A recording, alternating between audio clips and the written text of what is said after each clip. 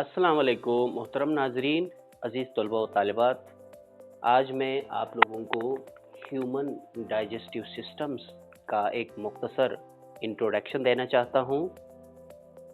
Human digestive system बुनियादी तौर पर oral cavity, oesophagus, stomach, small intestine, appendix और लार्ज इंटेस्टाइन पर मुश्तमिल होता है। इंसान चूंकि अल्लाह ताला ने इसे एक एडवांस्ड, हाईली डेवलप्ड और हाईली इवॉल्व मखलूक के तौर पर इस दुनिया में पैदा किया है, तो इसका जो डाइजेस्टिव सिस्टम है दीगर तमाम एनिमल्स के मुकाबले में बहुत ज़्यादा डेवलप्ड, बहुत ज़्यादा एडवांस्ड और हाईली सोफिस्टिकेटेड है।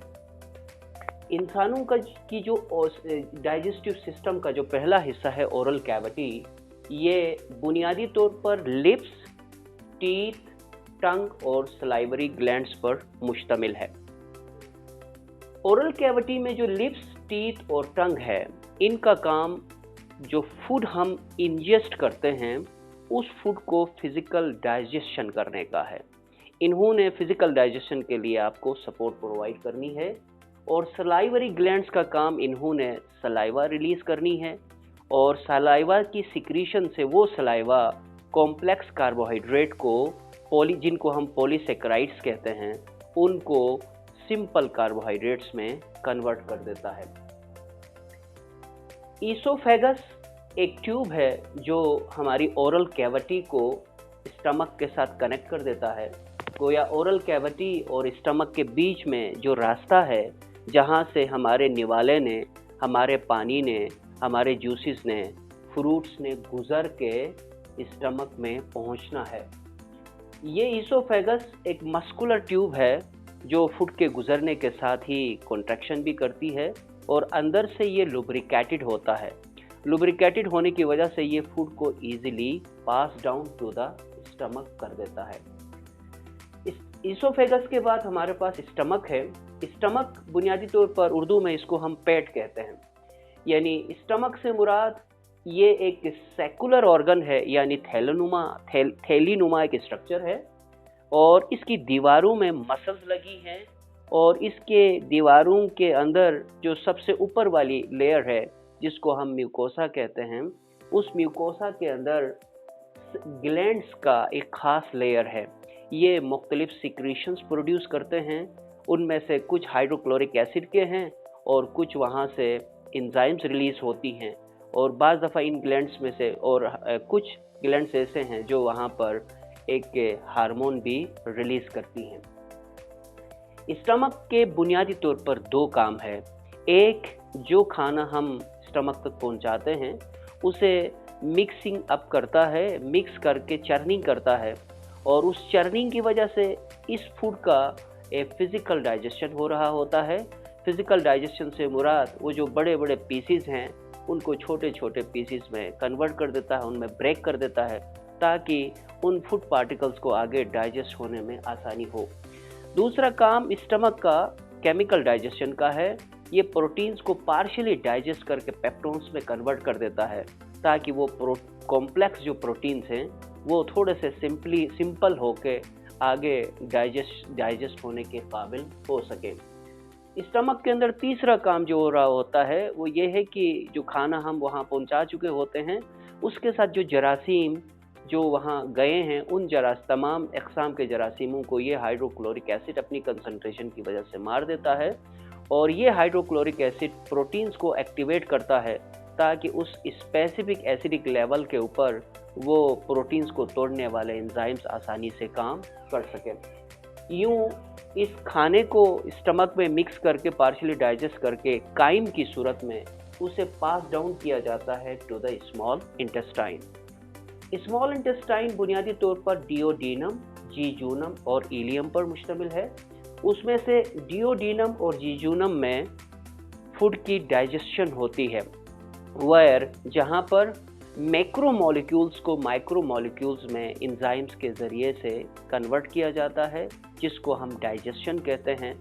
और जो इलियम है उन डाइजेस्टेड माइक्रो और डिफ्यूजिबल मॉलिक्यूल्स को एब्जॉर्ब करता है करके उस लेयर से उन डाइजेस्टेड फूड मॉलिक्यूलों को एब्जॉर्ब करके ब्लड में पहुंचाता है, ब्लड और लिम्फ में, जो उसे सर्कुलेट करके लीवर के थ्रू बॉडी के तमाम हिस्सों तक पहुंचा देते हैं bye means of the flow of the blood. तीसरा, उसके बाद अपेंडिक्स है। अपेंडिक्स एक छोटा सा ट्यूब है, ब्लाइंड ट्यूब है, जो स्मॉल इंटेस्टाइन और लार्ज इंटेस्टाइन के उस कनेक्टिंग पॉइंट पे होता है। किसी ज़माने में ये इंसान जब इब्तिदाई तख्लीक में आया था इस दुनिया में, तो उस वक्त ये फूड को डाइजेस्ट करने में मदद देता था। इसके अंदर बैक्टीरिया रहते थे और वो बैक्टीरिया सेलुलेज प्रोड्यूस करते थे। उस सेलुलेज की मदद से इंसान ये जो पत्ते, दरख्तों के टुकड़े, दरख्तों के छिलके जो खाता था, घास खाता था, उनको डाइजेस्ट करने में आसानी होती थी। लेकिन अब इंसान एडवांस हो चुका है, तरक्की याफ्ता हो चुका है, इसका सिस्टम इवॉल्व हो चुका है, तो इसे अब जाहिर है खाना पका के खाना है और ऐसी चीज़ें नहीं खाना है कच्चा।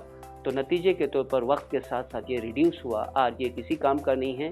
गलती से इसमें कोई पार्टिकल या कोई जरासीम चली जाती है तो इसमें पानी भर जाता है और वो जहरीला पानी होता है। उस जहरीले पानी की वजह से पेन होता है और जब तक उसे ऑपरेट करके ना निकाल दें मरीज़ को तकलीफ़ होती है। ना निकालने की सूरत में अगर वो फट जाए तो बाज़ दफ़ा डेथ होती है और बाज़ दफ़ा वो अंदर सिस्टम को डैमेज कर रहा होता है। अपेंडिक्स को हम वर्मी फॉर्म भी कहते हैं। आगे लार्ज इंटेस्टाइन है। लार्ज इंटेस्टाइन बुनियादी तौर पर कोलोन, रेक्टम और एनस पर मुश्तमिल है।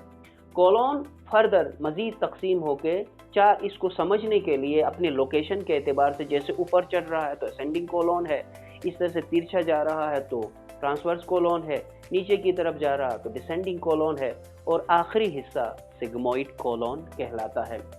इस कोलोन के बाद नेक्स्ट लार्ज इंटेस्टाइन का हिस्सा है रेक्टम। रेक्टम एक ब्लैडर की तरह बड़ा सा एक खुली सी एक स्टक थैली है जिसके अंदर फीसिस, ये जो फूड जो ऊपर से अनडाइजेस्टेड फूड है वो पानी के साथ, जो दीगर लिक्विड्स के साथ वहाँ पर जमा हो रहा होता है और इसके अंदर जो मिनरल्स और सॉल्ट्स हैं वो इस रेक्टम में एब्जॉर्ब होती हैं। इसको टेम्परेरी ये फीसिस को स्टोर करता है। स्टोर करने के बाद फिर आखिरी हिस्सा एनस के भी फर्दर एक इंटरनल स्फिंक्टर है और एक एक्सटर्नल स्फिंक्टर है। तो इस एक्सटर्नल स्फिंक्टर के ज़रिए से, एनस के ज़रिए हम अनडाइजेस्टेड वेस्ट फूड को, वेस्ट जो मटेरियल है उसको बॉडी से एलिमिनेट कर देते हैं, बॉडी से खारिज कर देते हैं। डियर नाजरीन, यकीनन आप लोगों को हमारी ये वीडियो पसंद आई होगी और आज हमने ह्यूमन डाइजेस्टिव सिस्टम का एक इब्तिदाई इंट्रोडक्शन दिया है। इंशाल्लाह हमारे अगले लेक्चर्स के लिए आप लोग इंतज़ार कर दीजिए, वो हम अपलोड कर देंगे, जिसमें इस ह्यूमन डाइजेस्टिव सिस्टम के हर हिस्से को हम उसकी एनाटॉमी, उसकी मॉर्फोलॉजी और उसकी फिजियोलॉजी डिटेल से आपको समझाने में इंशाल्लाह कामयाब होंगे। यकीनन हमारी वीडियो आपको पसंद भी आई होगी और अगर आपको पसंद आ गई है तो इस चैनल को ज़रूर सब्सक्राइब कर दीजिएगा और लाइक कर दीजिएगा। अल्लाह हाफिज़। अल्लाह आप लोगों को खुश और आबाद रखे। Thank you.